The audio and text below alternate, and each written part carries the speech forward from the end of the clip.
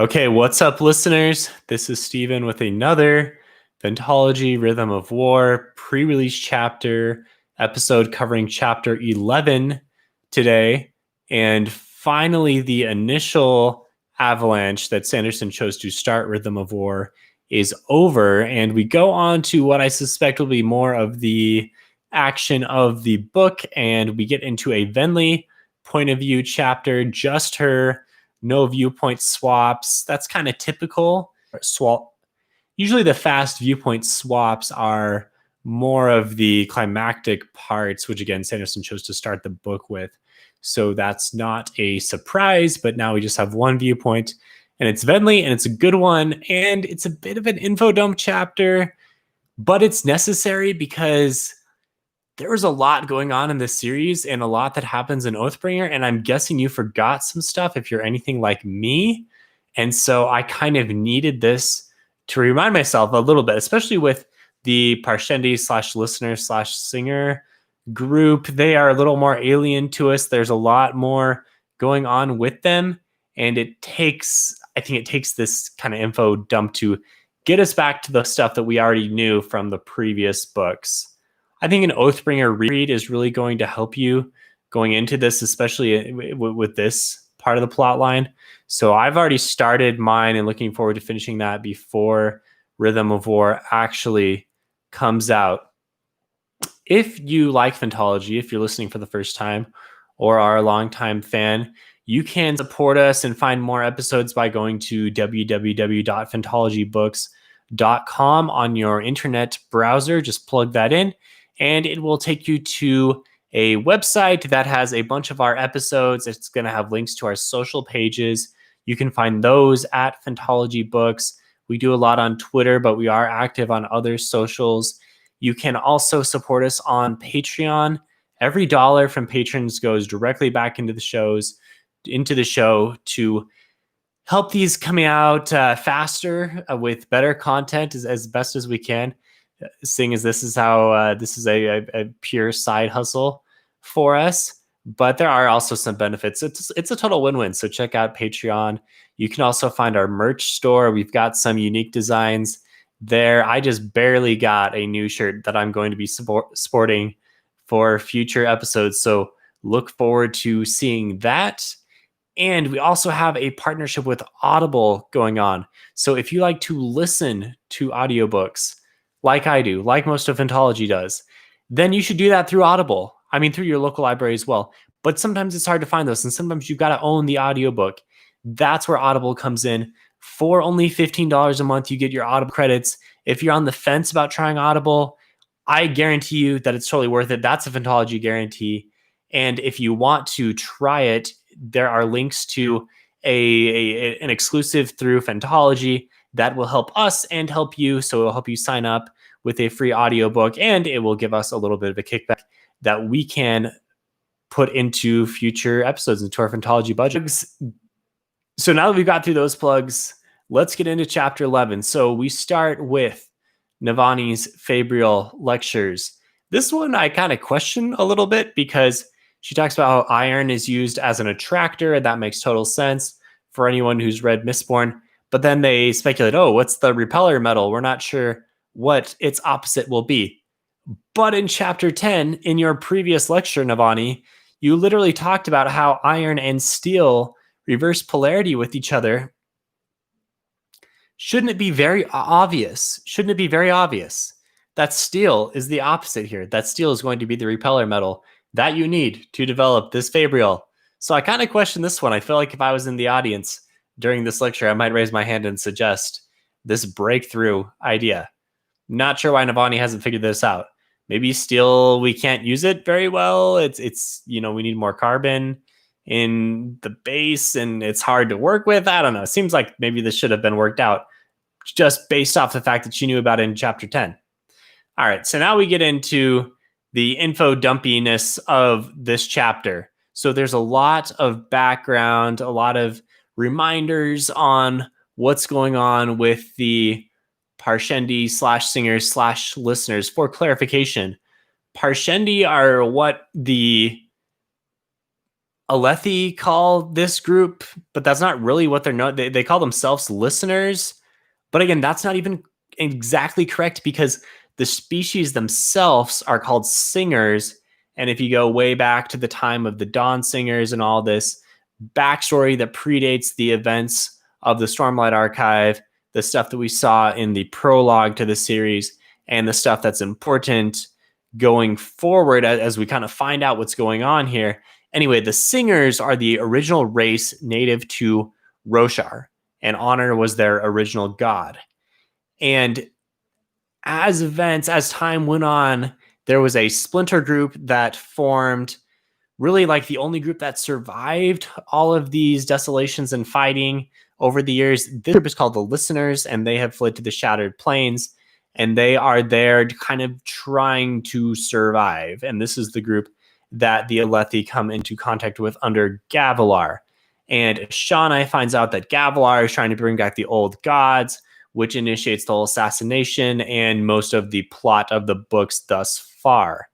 Now, this group of listeners are really no longer doing much because now that the Fused are back with the Everstorm from the events of mostly the second and third books, now that the Fused are back, they've kind of taken over, and the listeners are being kind of swallowed up by the Fused, and Venli is serving this unique purpose. She's been preserved by Odium.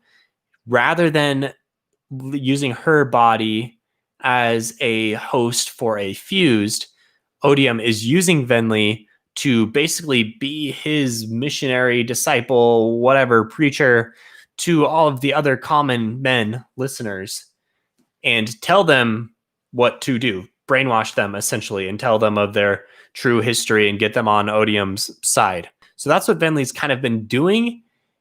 But in Oathbringer, she had a major change of heart. I mean, she's kind of been a conflicted character. I'm not going to go into all of her backstory. Check out Coppermind or reread the books. But since she bonded a Reacher Spren, which is the Spren of the Will Shapers, the Spren is called Timbre, not Timbre. Know how to pronounce words. So it's Timbre. And ever since she bonded her Spren and saw Ashanai die, she's kind of had a change of heart. And at this point, at the beginning of Rhythm of War, she is figuring out that, she's deciding, or maybe she already has decided, but she's moving forward with this plan to get a group of listeners together and escape the influence of the Fused and also escape the human threat. She's very much still against the humans, even after kind of the influence that Dalinar has had on her in Oathbringer. So that all said, I probably missed some details. I apologize. If you have some additional details to provide, join us on Discord. We have a channel that's just dedicated to Rhythm of War speculation and theories and hype, whatever. Join there and let us know your thoughts, because there's a lot of details here, and I'm probably going to mess stuff up in a podcast format. I apologize. Okay, yes, we have a comment saying that Venli's kind of like a Moses, where she's a mouthpiece, and now she's leading people out of bondage. I like that, and I have a theory on how she's going to do that later on. So thank you, Josh. So little bit more on the hierarchy of the listeners / singers. So at the bottom, you have like the basic forms, the work form, the war form, etc. Above that, you have where Venli's at. She's an envy form right now, which is kind of like hot form, and she's a regal, and she also has this ability to understand different languages, and so she's a bit of an interpreter. Up above the regals are the Fused, which we're fairly familiar with, but we're still learning more. There is more details on them in this chapter. And then above them, Venli admits that we don't know much about the top of the hierarchy, but these are the Thunderclast and the Unmade. And interesting that she draws a distinction between the Thunderclast and the Unmade, because previously we don't really know all that much about Thunderclast. So it's good to know that Thunderclast are, one, not Fused, and also not Unmade. There's something different. So I'm excited to kind of see what these guys are, because huge rock monsters are always fun. Venli is in Kholinar, and She is on top of this open air tower where the heavenly ones dwell. She draws a similarity to this tower and the pillar in Narak that they talk about in the previous chapter where Kaladin and Dalinar are talking. So little hint here, but I wonder if there's going to be some significance. We've also seen already attention drawn in one of Shallan's chapters to Alali's old room where she's going around and looking at like this stuff that's in the walls is maybe like Dawn Chanter or something that we don't understand. So it seems like this idea of like carvings or old information here might be unveiled at some point. There's a few hints already, but I don't know where this is going. But I'm drawing attention to it because this could be important. And it already has been important with the Dawn Chant stuff going on in Oathbringer. Venli is managing some servants as the action starts, and they talk about how Timbre is I'm already going to mess it up. Timbre is protecting her from the Void Spren. This is interesting. This is something that we've never seen before, and her Spren admits this. And she now has the ability to draw from Voidlight and Stormlight, but she's also a Knight's Radiant, or not a Knight's Radiant, as Timbre points out to her, but she's sworn the first ideal, and she has some Will Shaper abilities already. There are 9 groups of fused. We already kind of knew that, but this is confirmed now from this side of things. And the different groups are called brands. The heavenly ones are, in general, the most sane of all of the fused, and Leshwi herself is the most sane of the most sane. So if we're going to deal with any fused, we'd like to deal with Leshwi. She's still fairly harsh as a agent of odium, but her mind isn't totally ravaged by this like whole body swap thing over the millennia. So Leshwi is the best one to deal with, and she's been dealing with Kaladin quite a bit already. Venli talks about Kaladin with her, and she knows that Leshwi has this relationship with him already, which is interesting. That it's that obvious, and it's something that they talk about. Leshwi says that she doesn't think that she'll be fighting Kaladin again. So that's interesting. Like, how does she know that Kaladin has been sidelined? Maybe it's just something she's like picking up. I don't know. That's kind of interesting. I don't really have an explanation for that. The fused had this ability to exert enough control over their appearance, even though they get to inhabit these different bodies over the millennia as they come back and forth from the brink. Every time they come back, they can exert enough control over their appearance that they get to kind of like put some different markings on their marbled skin so we can tell which ones are which. And in this case, even though Leshwi is a female soul, she's inhabiting a Malin body. And so that's kind of interesting, but we still call her a she because she is a she at her core, apparently. Venli has this ability to look into Shadesmar and see the identities of people.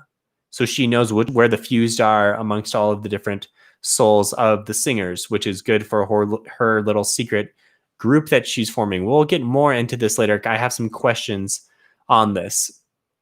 And it talks about how in her envy form, she can understand different languages. And then she speaks with Leshwi in a similar way to Timbre, where she really just like hears the rhythmic pulsings. She can also speak to Leshwi in different languages, and she hears the old rhythms, etc. But she also uses the straight like pulsings, and she can understand what her feelings are. So interesting that she speaks with Leshwi in the same way that she speaks with her Spren. Venli's she's called the last listener a few times. This is kind of her role as the mouthpiece of odium to the common people.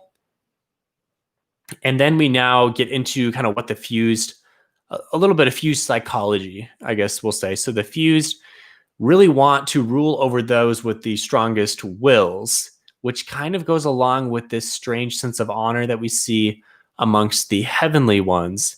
In this case, Venli's trying to get a new assistant, Storm Setter. She's really trying to get one of her people in place. And Leshwi says, okay, they've got to stand at the brink of the big tower, make sure they're worthy. And apparently this works out.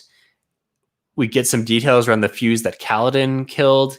This fuse is known as something the Pursuer, and Leshwi is insulted that Venli doesn't recognize the name and the history. And this is interesting and seems very true that these fuse that have existed for millennia would have names attached to them and very specific histories and all the deeds and things that they've done over the thousands of years. I like to think if I've lived for thousands of years, like hopefully I have enough things attached to me where I'm an interesting character, and this is how the fused operate. And unfortunately, we're offended that we don't recognize this specific one, but it makes sense because they also haven't been active for very long. Anyway, I think that's interesting, and I think it's fun that Kaladin was the one that killed this Pursuer dude. So nice work, Kaladin. Another human comes in. Well, not another human, but a human comes in, and Venli says, hey, I know, Leshwi, you're looking for a tailor to get you some nice clothes here. You kind of want the latest designs. How about this human? And this is actually Adolin's tailor from Oathbringer. So fun to see her again. But unfortunately, Leshwi rejects her and says, well, maybe she can like teach this to a listener or singer in art form, because really, I'm not sure if I can take on another human after He Who Quiets, who's Moash, because people are already kind of murmuring and they think that I'm maybe a little bit soft and I like the humans. This is kind of interesting. So there's a few little references to things that have happened, and they don't say Kaladin or Moash in the actual chapter, but you know who they are. Now that Leshwi takes off, we get a little bit of insight into what Venli is trying to do. So Venli is counteracting. She's trying to counteract the effects of the fused on her people, on the listeners, and also the humans who she totally doesn't trust. And one example of this is a couple of her followers that insist that they are married in the Alethi sense of the word. And unlike this is a very foreign custom to the listeners, to the singers, Parshendi. This is not something that they would typically do, but now we have a human effect on them, and Venli doesn't like this. And so I hope that Venli is open enough to realizing that anything she's doing with her people is going to be some like mashup of all these different societies. And I hope that she's able to accept enough of this to still get her group away, because I like this idea that she's kind of like this Moses type leader of getting her group into safety and away from both of these bad effects. Because even though like the fused are for sure bad, the humans, I can see her point. Like they're also kind of bad and they've caused a lot of problems over the years. I think that maybe she'll hopefully come to trust the humans a little bit more, because ultimately they are on the good side at this point. But I also like the idea of her forming her own society, because I think it's important for this group to continue to exist. But I also think it's important that she realizes that any existence is going to be a corroboration of all these different cultures together into something that still exists and is listener, but has a chance of success still. Venli, like we said, can use both kinds of light, stormlight and void light. She mentions that she tries to mold stone once, which is one of her will shaper powers, but that drew the secret spren, like the alarm spren that are in Kholinar, that are trying to find Knight's radiant abilities. We saw this in Oathbringer a bit, which is why we had to suppress our powers during the failed Kholinar mission. So she hasn't really tried to mold stone very much, which is one of her will shaper powers. Her other main will shaper power, which is the whole connection into Shadesmar, is something that she's done a few times, and she does here. It's unclear from the text. I mean, let me know what you think, but it's unclear if she's using Stormlight or Voidlight, or if this is a Envy form / Regal ability, or if this is a purely Knight Radiant ability. It seems like, I mean, I can see arguments for both sides, because it mentions, oh, she draws in the void light and then she does it. But then it also says that this is something, it implies that this is something that the fused are not going to be familiar with, because she's doing it and it's like an advantage that she has over the fused. So they seem to counteract, that seems to contradict each other a little bit. The explanation that I like the most is she's drawing void light, and then she's using that with her new found abilities to use both of these things that Timbre says is new. She's using that together to access Shadesmar. So this is something that neither Knights Radiance nor Fused would really know about. That's cool. So I think that's what it is, but I'm not sure. But I'm guessing we'll get more. So I think this will become more clear. Anyway, let me know if you read this in a way that was a little more specific. There's another brand of the Fused called the Ones of Masks. I'm guessing these will be the masked ones in the Alethi human interpretation, because it's the ones of heaven and the heavenly ones. Anyway, these seem like, we've got some secret agents. We've actually seen these in Oathbringer, and they got cheeried away in that whole thing with Rissyn, with the drop that she was protecting, that Dalinar ultimately saved, and all of that plot line. So that was interesting. You just kind of saw that really quick, and then now it's being revealed even more. I'm guessing we'll see all the different brands of the Fused probably by the end of this book. There's one Phantology guarantee, guaranteeing you that we'll see all the brands of the Fused, all 9 brands of the Fused by the end of the book. My next Phantology guarantee, the big guarantee that Phantology tries to do. We try to do these every episode. We'll see. We'll see if they really come true or not.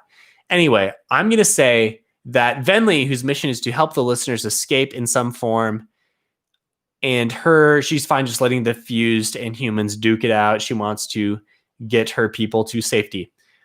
I'm going to say that she's going to get them to escape successfully, but not in the way that she's thinking about with her crew here.